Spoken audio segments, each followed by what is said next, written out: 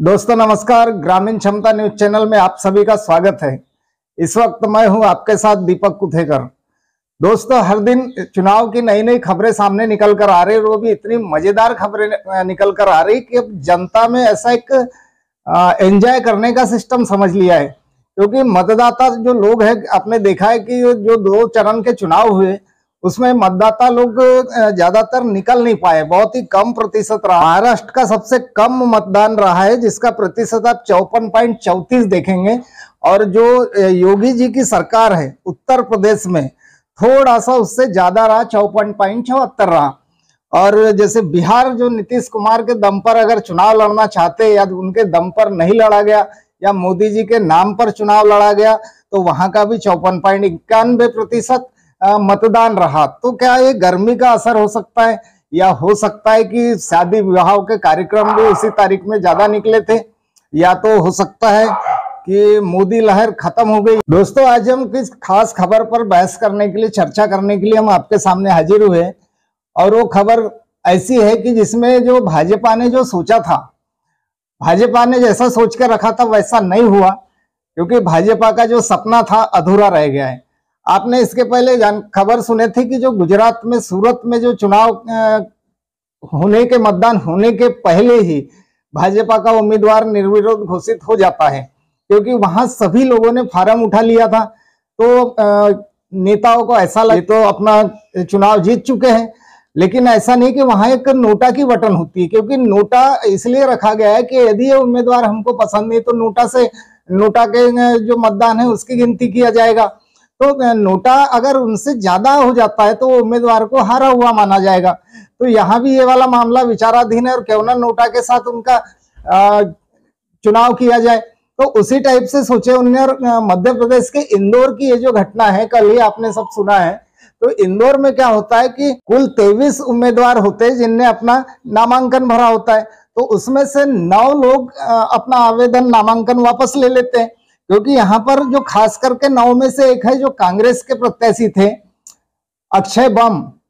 अक्षय कांति बम।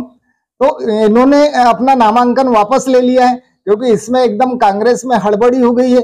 और 9 लोगों ने वापस लेने के बाद 14 के बीच वहां भी चुनाव होना है। ऐसा तो नहीं है कि भाजपा का उम्मीदवार वहां पर विजयी घोषित हो चुका है, क्योंकि वहां भी नोटा के साथ लड़ाई अपने गुजरात में होगी, सूरत में। और यहाँ पर 14 लोगों के साथ में इनको चुनाव लड़ना होगा। अब देखना ये होगा कि कांग्रेस किसे समर्थन देती है। वो भी समर्थन देने के पहले कांग्रेस को और सोचना पड़ेगा कि उस व्यक्ति पे किसी प्रकार के केस तो नहीं है, भ्रष्टाचार तो नहीं है, या तो पता चले कि इन्हें समर्थन दे दिया और अपना कैंडिडेट समझ के उसको चुनाव में विजयी भी करा दिया। लेकिन बाद में पता चलता है कि उनके ऊपर कुछ पुराने आरोप है, पुराने केस है, और उनके घर ईडी जाती है, और फिर वो जेल में न जाते हुए भाजपा में चला जाता है। क्योंकि अभी का तो दौर यही चालू है कि भाजपा में जो भी जाएगा वो तो कोई बड़े पद पर उसको एक तो मंत्री बना दिया जाएगा, या तो कोई मंत्रालय उसको दे दिया जाएगा। अब दूसरी घटना आप देखेंगे कि कल के कल ही 2-3 घटनाएं ऐसी सामने आई है। कर्नाटक से प्रज्वल रेवन्ना, इनके बारे में आपने देखा है कि ये भारत का सबसे बड़ा सेक्स स्कैंडल माना जा रहा है। क्योंकि इन्होंने कई हजारों महिलाओं के साथ उनके साथ शारीरिक शोषण किया, और उनके वीडियो बनाया है, जो बहुत सी क्लिपिंग उनके कर्नाटक में वायरल हो रही है। तो वैसे आदमी को मोदी जी टिकट दे देते हैं। अब टिकट देने के बाद क्या होता है कि ये जो इनका वीडियो वायरल होते हैं तो उनको विदेश भी भगा दिया जाता है। गले में पटका डाले हुए भारतीय जनता पार्टी का प्रज्वल रेवन्ना हासन से एमपी हैं, मोदी जी के बृहद परिवार का हिस्सा है। ये पूर्व प्रधानमंत्री एचडी देवेगौड़ा जी के पोते हैं। ये नेता देश से फरार हो चुके हैं। सैकड़ों महिलाओं का जीवन तहस नहस करने के बाद ये आदमी देश छोड़कर भाग गया है। हर उम्र की औरत का यौन शोषण करता हुआ दिख रहा है। मैं इसके घर पर काम करने वाली महिलाएं हैं, पार्टी की कार्यकर्ता है, पार्टी की सांसद है, जिला पंचायत की सदस्य है, यहाँ तक कि 63 साल की घर पे काम करने वाली महिला जो हाथ जोड़ के कह रही है ऐसा मत करो। नरेंद्र मोदी इसके यौन कृत्यों के बारे में पूरी तरह से जानते थे। तो जब भी ऐसे लोगों को टिकट देना, फिर उनके कार्यक्रम में जनता और पूरे पार्टी के कार्यकर्ता जाके मदद करना, तो ये एक सोचने की बात है कि जनता चाहती क्या है। जनता की तो छोड़ो, लेकिन जो भाजपा के समर्थक है, भाजपा पार्टी में जो लोग हैं, क्या उन्हें भी ये सब दिखना बंद हो गया है? जो हजारों महिलाओं का शोषण करता है, हजारों महिलाओं के वीडियो बनाता है और उस उम्मीदवार के लिए झंडे उठा के घूमने के लिए भी समर्थक तैयार हो जाते हैं। तो क्या इतनी क्या ये भी कोई नैतिकता नहीं कार्यकर्ता की कि हम किसको उम्मीदवार बनाए, किसे योग्य समझे और किसे अयोग्य समझे? क्योंकि अभी तो कुछ दिन हो रहा है तो आप देख ही रहे, ध्रुव राठी के हर दिन के जो वीडियो अभी सामने आ रहा है, वो वीडियो ने तो ऐसा बवाल मचा दिया है कि पूरे भाजपा और मोदी जी सत्ते में आ चुके हैं। क्योंकि उन्होंने व्हाट्सएप यूनिवर्सिटी से, आईटी सेल से लेकर के इनके पूरे मंसूबों को एक पानी फेर दिया है। क्योंकि वो जनता को एकदम जागरूक करने के उद्देश्य से ऐसे वीडियो पे वीडियो फेंक रहा है कि लोगों का देखकर सुनकर वाकई उनका ब्रेन वॉश हो रहा है। क्योंकि एक बार ब्रेन वॉश तो आईटी सेल ने कर दिया, अब ध्रुव राठी ने ठेका लिया है कि उनका ब्रेन वॉश करने का। तो ध्रुव राठी के वीडियो पर या ध्रुव राठी के लिए फेक खबरें चलाना चालू कर देते हैं। तो ये तो आईटी सेल का ही काम हो सकता है कि ध्रुव राठी की पत्नी पाकिस्तान की है तो ध्रुव राठी के संबंध पाकिस्तान से है। जैसे अरविंद केजरीवाल जी दिल्ली के लिए बहुत अच्छा काम करते हैं, दिल्ली के लिए एक से एक योजनाएं देते हैं, जो फ्री की योजनाएं चलाते हैं, और उनको लोग खालिस्तानी पाकिस्तानी बोलने से पीछे नहीं हटते। उनकी तो छोड़ो, जो हमारे हिंदू धर्म के जो शंकराचार्य होते हैं, उन्होंने केवल राम मंदिर के उद्घाटन में जाने के लिए मनाही किया क्योंकि वहां का जो छत है, जो गुम्बज है, वो अधूरा था। तो नहीं जाने का ये बयान सुनते ही आईटी सेल और मोदी समर्थक सीधा उसको भी हिंदू नहीं है बोलना चालू कर देते, उसको भी पाकिस्तान जाने के लिए बोल देते। तो ये तो हद हो गई बिल्कुल। तभी इधर अक्षय कांति बम ने जो कांग्रेस के छाती पर बम फोड़ा, तो इस भी बम का असर कुछ नहीं हुआ है। क्योंकि यहाँ भी भाजपा पछतावा कर रही है। क्योंकि भाजपा को लग रहा था कि गुजरात मॉडल पर हम भी इंदौर मॉडल बना देंगे, लेकिन यहाँ पर इंदौर मॉडल नहीं बनता है और 14 लोगों के बीच में चुनाव होना है। अब जितने भी कांग्रेसी है, जितने भी युवा बेरोजगार है, जो नौकरी के लिए तरस रहे, जो किसान लोग हैं, तो ये किसको साथ देंगे? ये तो भाजपा के जो अकेला बचा है उसको तो साथ देना ही नहीं है। क्योंकि ये भी कोई अपने लिए एक दूसरा एक ऑप्शन ढूंढेंगे और उस ऑप्शन की बटन दबाएंगे। या तो फिर नोटा तो है ही, अगर नोटा नहीं भी है तो फिर रिश्तेदारी में शादी है, शादी में चले जाओ और बता दो यार वोटिंग के दिन मेरे मामा के घर में शादी थी इसलिए मैं वोट नहीं कर सका। यही हो रहा है अभी पूरे हर राज्य में, जहां जहां भी चुनाव हो रहे। अभी जो चुनाव हुए 88 सीटों पे चुनाव हुए, 102 सीटों पे चुनाव हुए, तो यहाँ का जो माहौल देख करके जाहिर है कि नेताओं के और जो राजनीतिज्ञ है उनका भी दिमाग से थोड़ी ऊपर बात जा रही है। समझ में नहीं आ रहा है कि लोग घर से निकल क्यों नहीं रहे, मतदान का प्रतिशत इतना गिर क्यों रहा है। तो ये जो अभी आप देखते जा रहे हैं, तो इससे ऐसा समझ में आ रहा है कि बोला जाता था कि अधिक मतदान होता है तो सरकार बदलने की बात होती है, और सरकार बदलने के लिए जनता घर से निकलती है। तो अभी जो जनता घर से नहीं निकल रही, तो क्या सोच के नहीं निकल रही, ये भी एक सोच का विषय बन गया है। क्योंकि जनता अभी हमारे से सवाल कर रहा है कि बोले जैसे प्रथम चरण का चुनाव था, द्वितीय चरण का चुनाव था, तो वहां बोला हर नेता लोग भाजपा के बोलते थे 400 पार। अभी दूसरा चरण का मतदान होने के बाद तो ये 400 पार वाला भाषण इनके दिमाग से गायब कैसे हो जाता है? क्योंकि अभी चुनाव तो मात्र कितना 88 सीट और 102 सीटों पर हुआ है, तो इनके दिमाग से ये भाषण गायब हो जाता है। अब दूसरे चरण में मोदी जी क्या करते, सीधा मंगलसूत्र पर आ जाते हैं और हिंदू मुस्लिम करना शुरू कर देते हैं। इनको मनमोहन सिंह जी की सरकार ने कहा था कि संपत्ति पर पहला अधिकार मुसलमानों का है। भाइयों बहनों, ये अर्बन नक्सल की सोच, मेरी माताओं बहनों, ये आपका मंगलसूत्र भी बचने नहीं देंगे। ये कांग्रेस का मैनिफेस्टो कह रहा है कि वो माताओं बहनों का सोने का हिसाब करेंगे, उसकी जड़ती करेंगे, जानकारी लेंगे और फिर उस संपत्ति को बांट देंगे। अब तीसरे चरण के जो भाषण होंगे उसके लिए राहुल गांधी ने पहले ही बोल दिया है कि अब नरेंद्र मोदी जी का अब सिर पर रोना ही बाकी रहा है कि जो स्टेज पर खड़े होकर अब भाषण देते देते उनको रोना पड़ेगा। सतपाल मलिक ने भी बोल दिया कि कोई भाजपा के कोई बड़े नेता का देहांत हो सकता है या दुर्घटना हो सकती है। तो ये भी अब मोदी जी ने सुन लिया, क्योंकि इन्होंने तो पहले ही पोल खोल दिया। अब मोदी जी तीसरे चरण में रोएंगे नहीं, क्योंकि राहुल गांधी ने भाषण में जनता को पहले ही बता दिया। और किसी भाजपा के साथ किसी नेता के साथ दुर्घटना भी नहीं होगी, क्योंकि सतपाल मलिक ने ये भी क्लियर कर दिया है। तो तीसरा चरण का जो मतदान है, अब यहाँ हमको ये देखना होगा कि कितने प्रतिशत लोग घर से निकलेंगे।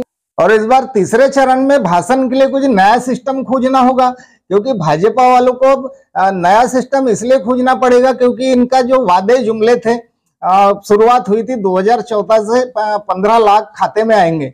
उसके बाद उसको तो अमित शाह जी ने एक बड़े चैनल पे इंटरव्यू देकर के बोल दिया कि चुनाव में ऐसे जुमले वगैरह बोला जाता है। उसके बाद फिर आ गया था राम मंदिर के ऊपर कांग्रेस को कोसना, ये भी चला। फिर धारा 370 का चला। तो धारा 370 के लिए जो जनता सरकार मोर्चा के देवेंद्र बल्लाहरा है, उन्होंने इनकी पोल खोल के रख दिया है कि धारा 370A और धारा 370B ये होता है। तो सिर्फ बी हटाया गया है, धारा 370 नहीं हटी है। तो धारा 370B में था कि बाहरी व्यक्ति कोई वहां की भूमि खरीदी नहीं कर सकता है।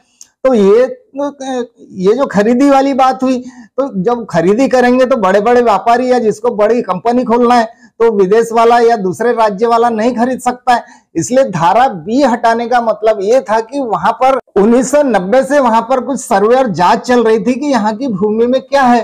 तो वहां की भूमि का जो पता चलता है कि लिथियम का प्रमाण बहुत ज्यादा मिल चुका है। तो लिथियम से क्या होता है कि जो कार की जो बैटरी है, इलेक्ट्रॉनिक कार वगैरह, वो बैटरी में यूज करने का बहुत बड़ा महत्व का ये लिथियम होता है। तो ये खबर इनको पहले ही लग जाती है और अदानी जी की पूरी प्लानिंग हो जाती है कि वहां की जमीन खरीदना होगा, क्योंकि वहां तो धारा 370A और धारा 370B है। तो क्यों ना पहले धारा को हटाया जाए और फिर वहां की जमीन खरीदा जाए और फिर वहां से लिथियम निकाला जाए। तो ये पहले से ही सब प्री प्लानिंग होता है। हमको ऐसा लगता है कि जनता को ये तो लग रहा था, जनता तो बड़ी खुश हो गई थी 370 हट गया, अब कोई भी प्लाट खरीद लेगा।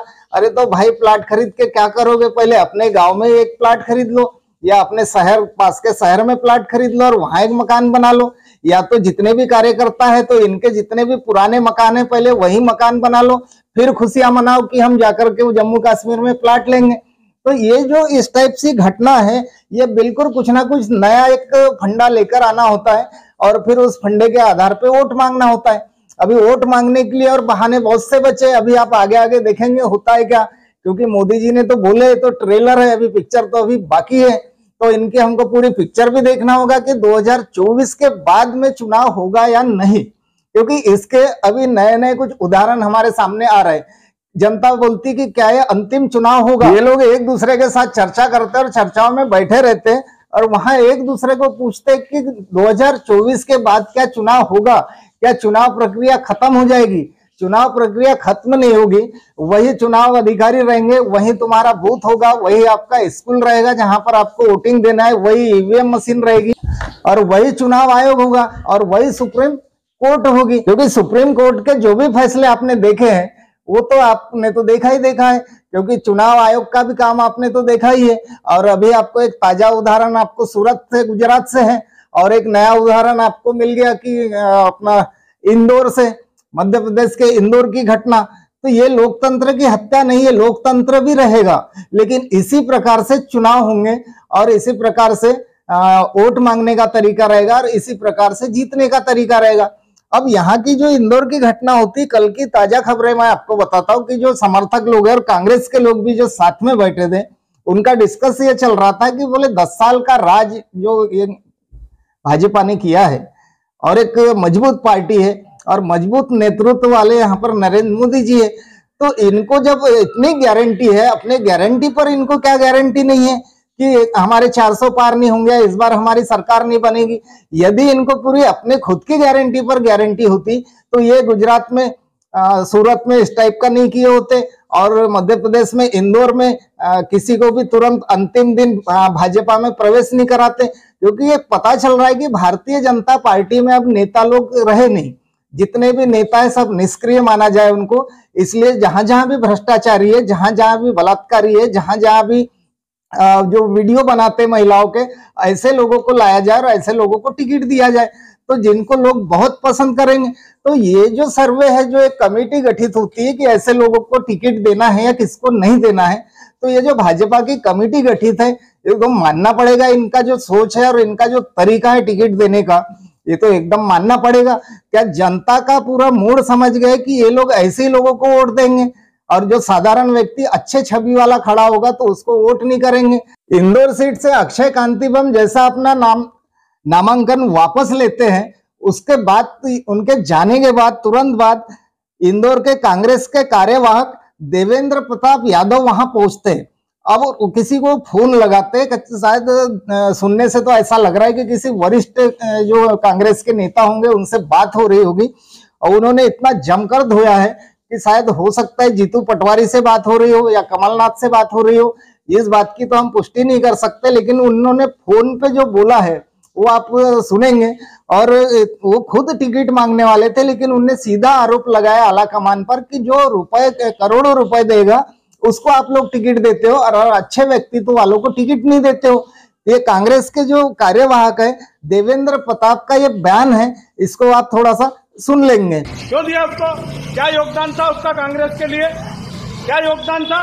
कौन सा उसने संघर्ष करा कांग्रेस के लिए जो आपने उठा के उसको टिकट दे दिया? जो दिया ये पार्टी हाईकमान को देखना चाहिए। आप हमारे जैसे कार्यकर्ताओं को मार रही है कांग्रेस। हमने जब टिकट मांगा दमदारी से मांगा, हम लड़ेंगे चुनाव। आज भी हम यहाँ अकेले खड़े दमदारी से, मगर वो निकल गया, हम बताते फिर उसको। हाल ही में हुए विधानसभा चुनाव में इंदौर सीट से पहले जीतू पटवारी का नाम चलता था। जो जीतू पटवारी जी वर्तमान में कांग्रेस के प्रदेश अध्यक्ष हैं, और उनके साथों साथ अक्षय कांतिबम का भी नाम चलता था। अब यहाँ पर भी देखा जाए तो यहाँ जीतू पटवारी खुद चुनाव लड़ लेना था, क्योंकि अक्षय कांतिबम पर शर्त लगाना है तो बहुत ही भारी पड़ गया कांग्रेस को। अब कांग्रेस को किसी अन्य दलों के या निर्दलीय किसी व्यक्ति के शरण में जाना होगा और उसके साथ गठबंधन करके चुनाव लड़ना होगा।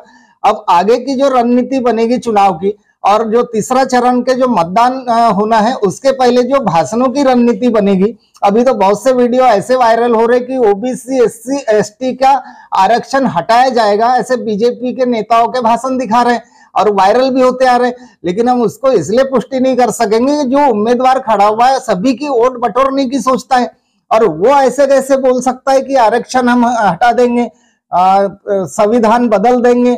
अगर संविधान बदलने की ये बात करते हैं, आरक्षण हटाने की बात करते, तो इनको मतदान कौन करेगा, इनको वोट कौन देगा?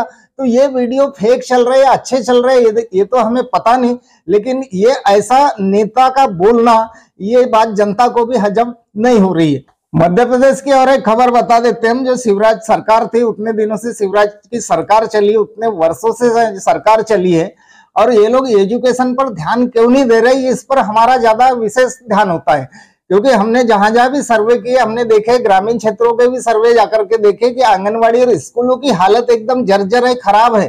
कई साल से पेंटिंग कलर नहीं होता है, कई साल से उनके स्लैब टपक रही है। एजुकेशन पर बिल्कुल इनका ध्यान नहीं दिख रहा है। मध्य प्रदेश से हम जनपद शिक्षा केंद्र बीना की बात करेंगे, जिला सागर। वहां की घटना ऐसी है कि वहां के 5वीं और 8वीं क्लास के टोटल पूरे के पूरे बच्चे फेल हो जाते हैं, क्योंकि वहां शिक्षक का भी अभाव नहीं, शिक्षक भी भरपूर है, और जो बच्चे हैं जो पढ़ने जाते हैं और वो पूरे के पूरे फेल हो जाना, ये 2 साल से वहां की घटना चल रही है। अब शिवराज सिंह चौहान ने क्या किया था कि लाडली बहना योजना लॉन्च करके तो खुद कुर्सी छोड़ के चले गए। अब लाडली बहना है तो खुश हो गई, बोले 1250 तो महीने का आ रहा है। लेकिन उन लाडली बहनाओं को ये नहीं समझ रहा है कि हमारे जो बच्चे हैं, हमारे बच्चों का भविष्य क्या होगा। वो 1250 आपको जरूरी है कि आपका बच्चे का एजुकेशन होना जरूरी है। शिक्षा के तरफ ना भाजपा का ध्यान है, ना उनकी लाडली बहनाओं का ध्यान है, क्योंकि पहला गुरु तो घर की माँ होती है, और उस माँ को ही समझ रहा है कि 1250 आ रहे, मेरे बच्चे को स्कूल की आवश्यकता नहीं है, तो आप ऐसे ही रखिए। तो क्या इनकी नीति शिक्षा के ऊपर ध्यान देना नहीं है? क्या सभी को अनपढ़ रखना जरूरी है?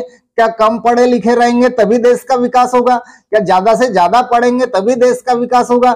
जो अच्छे स्कूल खोलते हैं, जिसकी विदेशों तक चर्चा होती है, मनीष सिसोदिया, अरविंद केजरीवाल, ऐसे लोगों को जेल में डाल दिया जाता है। और जो पूरे स्कूलों का शिक्षा का स्तर पूरा गिरा हुआ है, ऐसे राज्यों में मंत्री, मुख्यमंत्री और उनको सांसद तक के बना दिया जाता है। तो अब मेन मुद्दे की बात यह है कि अब जो तीसरे चरण का चुनाव आने वाला है, वो चुनाव पर सबकी नजर टिकी हुई है। क्या इस चुनाव में मतदान का प्रतिशत बढ़ेगा? क्या इसमें भाषण देने का तरीका बदलेगा? क्या नेता लोग कैसे कैसे लोगों को टिकट देंगे, इनके ऊपर जनता का पूरा अभी ध्यान है। ये देखेंगे कि तीसरे चरण के मतदान में कौन रहेगा आगे, क्योंकि हमारे सर्वे भी कंटिन्यू चालू है कि एनडीए बीजेपी ये आगे रहेगी या इंडिया गठबंधन आगे रहेगा। इसका हम कल आपको एक वीडियो दिखा देंगे कि पूरे भारत से हमने सर्वे जमा किया है और उस सर्वे में जनता का क्या मूड है। मिलते हैं दोस्तों अगले वीडियो में, देखते रहिए हमारा न्यूज चैनल। नमस्कार दोस्तों।